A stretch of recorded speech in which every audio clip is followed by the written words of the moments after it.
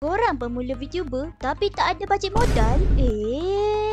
Atau korang adalah VTuber di reality app tapi nak cuba stream kat platform social media? Jangan risau, Zeki Mia akan ajar korang macam mana stream gunakan reality app macam Zeki.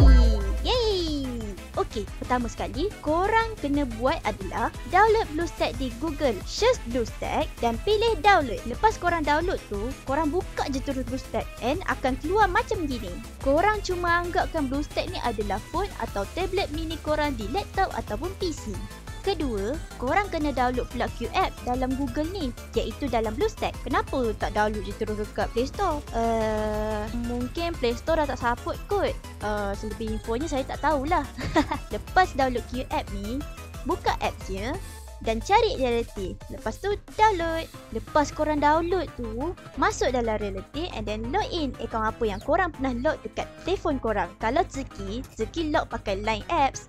Lepas login dan tada! Zeki harap korang faham dan video ni sangat bermanfaat kepada korang semua. Baiklah, sampai di sini sahaja dari Bulan ke Dunia Maya. Zeki Mia sign out.